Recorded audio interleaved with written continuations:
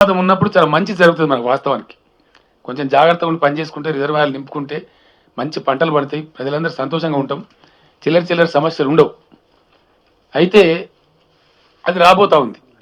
అది దాన్ని గుర్తించి మరి ఇప్పటి నుంచే ప్రభుత్వం ఖచ్చితంగా ఈ అడ్డంకులు తొలగించాలా, రోడ్లు పాడు కాకుండా చూసుకోవాలా, ప్రజలను కాపాడుకోవాలా, సిటీని కాపాడుకునే పరిస్థితి ఉంటుంది.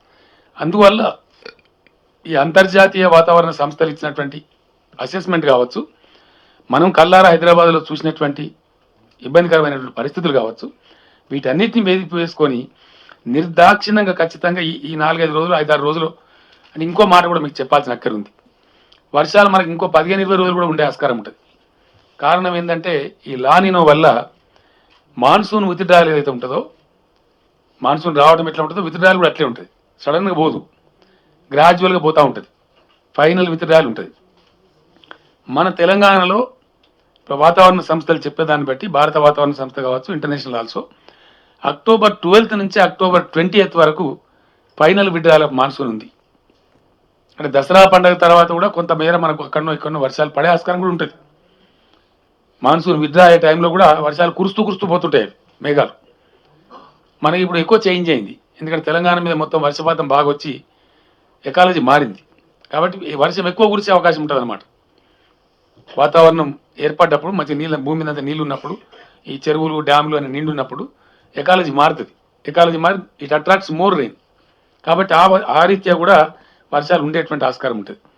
అందుచేత ఈ వర్షాలు పూర్తిగా విత్డ్రా అయిన తర్వాత హైదరాబాద్కు రోడ్లను యుద్ధ ప్రాతిపదికన చేయడానికి మన రాష్ట్ర ప్రభుత్వం నుంచి ఒక 300-400 కోట్ల రూపాయల గ్రాంట్ కూడా వాళ్ళకి ఇచ్చేస్తాం.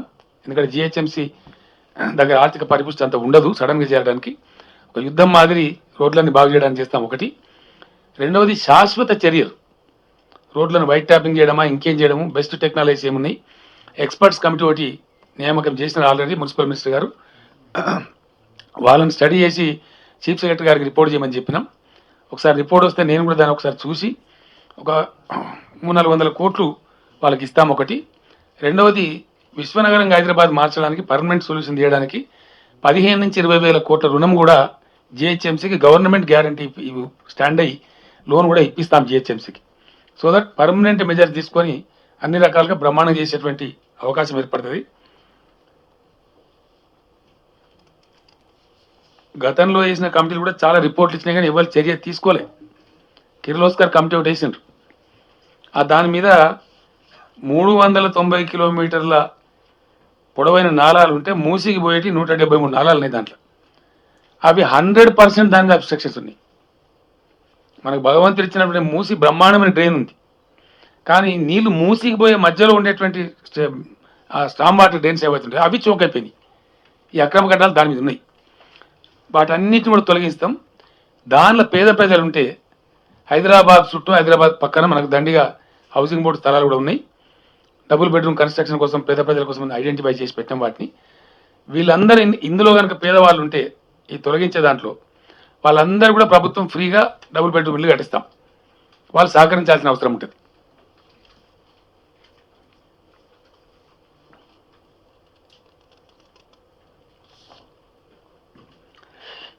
ఈ అక్రమ కట్టడాలు కూల్చివేత కోసం 24 సర్కిల్లకు గాను 24 ఫ్లయింగ్ స్క్వాడ్స్ కూడా ఏమని చెప్పి ఆదేశించారు. ఫర్ ఈచ్ సర్కిల్ ఒక ఫ్లయింగ్ స్క్వాడ్ ఉంటుంది, సపోర్టెడ్ బై పోలీస్ టీమ్. ఎక్కడ అక్రమ కట్టడం ఉందని తెలిస్తే ఇంకోటి కూడా చెప్పాను. ఇప్పుడే మున్సిపల్ మినిస్టర్ గారికి, కమిషనర్ గారికి కూడా చెప్పడం, మేయర్ గారికి కూడా చెప్పడం జరిగింది. అక్రమ కట్టడానికి సంబంధించిన ఇన్ఫర్మేషన్ ఇచ్చేటువంటి పౌరులకు జిహెచ్ఎంసీ 10,000 రూపీస్ బహుమతి కూడా ఇస్తుంది. వాళ్ళ పేరు రహస్యంగా పెడతాం. ఎవరైతే చెప్తారో వాళ్ళకి 10,000 రూపీస్ డబ్బు కూడా ఇస్తాం. మరి ఎట్లా కాపాడుకోవాలి? ఇక మనం తీసేసుకుంటూ పోతా ఉంటే మళ్ళీ వెనకాల మళ్ళీ అక్రమ కట్టాలు కట్టుకుంటూ వస్తూ ఉంటే మళ్ళీ నాలాలు కబ్జా అవుతూ ఉంటే సిచ్యువేషన్ మారాలంటే ఎక్కడో డ్రాస్టిక్గా ఖచ్చితంగా వ్యవహారం చేయాలి, తప్పదు. మెర్సిలెస్గా పోవాలి.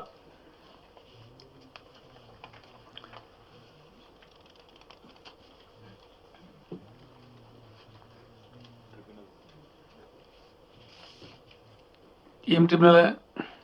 బిల్డింగ్ కన్స్ట్రక్షన్స్ కానీ వయలేషన్స్ మీద, బిల్డింగ్ కన్స్ట్రక్షన్స్ వయలేషన్స్ దానికి సంబంధించి ఒక ట్రిబ్యునల్ కూడా తేవాలి. తగినటువంటి పవర్స్తోని ఐ థింక్ ఎల్లుండి క్యాబినెట్ కూడా దాన్ని చర్చించి తెమ్మని చెప్పినాం. లా డిపార్ట్మెంట్తో మాట్లాడి ఏ రకమైన చట్టం ఉంటే ఎంత పదునుగా ఉంటే బాగుంటుంది అనేది అది ఆ రకంగా వెళ్తాం. సిటీలో కూడా పెద్ద పవర్ డిస్రప్షన్ రాలేదు. ఒక నిజాంపేట ఏరియాలో సెల్లార్ ఏరియాలు మునిగి ఉన్నాయి కొన్ని ప్రాంతాలలో. వాళ్ళకి మీటర్లన్నీ మార్చాల్సిన అవసరం ఉంది. డెఫినెట్గా వాళ్ళ గవర్నమెంట్ ఖర్చుతోనే వాళ్ళ మీటర్లన్నీ కూడా మారుస్తాం. వాళ్ళంతా మధ్యతరగతి లోవర్ మిడిల్ క్లాస్ పీపుల్ ఉన్నారు. వాళ్ళ మీద భారం రాకుండా ఆ నీళ్ళలో మునిగి చెడిపోయిన మీటర్స్ ఏవైతున్నాయో వాటిని గవర్నమెంట్ ఎక్స్పెండిచర్తోనే రీప్లేస్మెంట్ కూడా చేస్తాం. ఆ రకంగా మీడియాతో నా రిక్వెస్ట్ ఏంటంటే దయచేసి సమస్యను దృష్టికి తేవాల్సిందే, తప్పకుండా తెస్తారు, అది బాగా చేస్తున్నారు. ఎక్కువ అవుతున్నది, కొద్దిగా ప్యానిక్ అయ్యే పరిస్థితి వస్తున్నది, దాన్ని తగ్గించండి. పాజిటివ్ డైరెక్షన్లో కలిసి ముందు పోవాల్సిన అక్కర ఉంటుంది. ఇవన్నీ ఎక్కడి నుంచి వచ్చినాయో మీకు తెలుసు, నేను చెప్పాల్సిన అక్కర్లేదు. అప్పుడు 1980 ఆ తర్వాత 1930s విశ్వేశ్వరయ్య గారు ఇచ్చిన సూచనల మేరకు తీసుకున్న కొన్ని చర్యలు తప్ప ఈ మధ్యకాలంలో ఏ రకమైన చర్య తీసుకోలేదు. సున్నా. ఏ ప్రభుత్వం, ఏ పార్టీ ప్రభుత్వం ఇవ్వాలన్నా కూడా ఇప్పుడు కోతలు చాలా పోయచ్చు, దానికేమి అపోజిషన్ అని చెప్పి మాట్లాడచ్చు అడ్డదిట్టుగా. కానీ వీళ్ళ నిర్వాహకంలో 60 ఏళ్ళు ఉన్నది. 58 సంవత్సరాలు పరిపాలన చేసిన పెద్దలు ఈ కాంగ్రెస్ పార్టీ, తెలుగుదేశం పార్టీ, వేరే ఇంకెవరు ఆకాశరామన్నలు చేయలే. ఈ అక్రమ ఈ 28,000 కట్టడాలు కట్టింది కూడా వీళ్ళ సాక్షిగానే. దానికి పర్మిషన్లు ఇచ్చింది కూడా ఈ దూరలే. మేమేదో అర్థమటువంటి హైదరాబాద్ ఇస్తే ఇప్పుడు టీఆర్ఎస్ చిడగొట్టింది పెద్ద మాటలు మాట్లాడుతున్నారు. అంత తెలివి తక్కువ మాటలు మాట్లాడద్దు, మంచిది కాదు. ప్రతిపక్షాలకు సిద్ధశుద్ధి ఉంటే ఈ అక్రమ కట్టడాలకు కూల్చివేదలప్పుడు మళ్ళీ ధర్నాలు చేయొద్దు, సహకరించాలి, పాజిటివ్ అటిట్యూడ్ ఉండాలి. Yes, I'm demanding today as a responsible person, I'm demanding. ఇవాళ చిత్తశుద్ధి ఏందో కూడా ప్రజలకు తెలియాలి, వాస్తవాలు ఏందనేది. ఇటు మాట్లాడతాం అటు మాట్లాడతాం అంటే కాదు కదా, రియాలిటీ ఉండాలా, కరెక్ట్ ఉండాలా, వాస్తవంగా నగర ఇమేజ్ పెరగాలి, ప్రజలు సంతోషంగా ఉండాలి, పౌరజీవనం బాగుండాలి, ఆ దిశగా ఉండాలి. సో అవన్నీ కూడా చేయాల్సిన అక్కర ఉంది.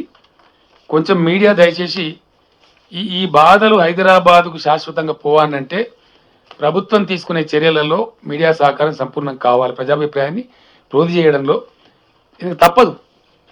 ఏం చేస్తాం మనం, ట్యాబ్లెట్తో బీమారు ఉంటే ట్యాబ్లెట్తో బంద్ చేస్తాం, ముందు ఆయింట్మెంట్తో ట్రై చేస్తాం, కాబట్టి ట్యాబ్లెట్ ఇక లేదు, తప్ప సర్జరీ అయినప్పుడు సర్జరీ చేయాల్సి వస్తుంది. ఈరోజు హైదరాబాద్ రావచ్చు, చెప్పలేము మనం, ఎందుకంటే రేపు చెట్టు దండిగా పెట్టుకుంటున్నాం, హరితారం పోతున్నాం, భవిష్యత్తులో బాగా వర్షాలు కురిసే పరిస్థితి రావచ్చు. మనది మరీ డిజర్ట్ లాంటి ఏరియా కాదు మనది. 1000 mm రెయిన్ఫాల్ యావరేజ్ ఉండేటువంటి పరిస్థితి ఉండే రాష్ట్రం. కొంచెం ఎక్సెస్ అయితే ఇబ్బందులు వస్తాయి. ఇవి రావద్దు అంటే definitely we have to take necessary steps. అయితే ముఖ్యంగా ఆదేశాలు ఇచ్చింది, ఎందుకంటే 4.5 లక్షల క్యూసెక్కుల కొద్ది ఇది హైలైట్ చేయాలి. దయచేసి మీరు అప్రమత్తంగా ఉండాల్సిన అవసరం ఉంటుంది. నిజామాబాద్ ఎస్ఆర్ఎస్పీ నుంచి చాలా ఎక్కువ డిశ్చార్జ్ వచ్చే ఆస్కారం ఉంటుంది. మధ్యలో కూడా బాగా వాగులు వంకలు పొంగుతున్నాయి. గోదావరిలో వరదలు పోటెత్తే ఆస్కారం ఉంటుంది రాబోయే 2-3 రోజులలో. నిజామాబాద్, ఆదిలాబాద్, కరీంనగర్, వరంగల్, ఖమ్మం జిల్లాల కలెక్టర్లను, ఎస్పీలను ఆదేశించిన చీఫ్ సెక్రటరీ గారు ఆల్రెడీ వాళ్ళకి ఆదేశాలు పోయినాయి, అప్రమత్తంగా ఉండమని. నదిలో చాలా పెద్ద ఎత్తున ప్రవాహాలు వస్తాయి, ప్రజలు కూడా దయచేసి జాగ్రత్తగా ఉండాలి. గోదావరికి వరద పోటెత్తే ఆస్కారం ఉంది. ఈ జిల్లాల కలెక్టర్లు వాళ్ళ జిల్లాలలో వల్నరబుల్ పాయింట్స్, గోదావరికి వరదలు వచ్చినప్పుడు గతంలో ఉన్న అనుభవాల దృష్ట్యా ఖాళీ చేయించే ప్రజలను ఖాళీ చేయించాలి, ఎవాక్యువేట్ చేయించాలి, వాళ్లకు పునరావాస వసతులు కల్పించాలి.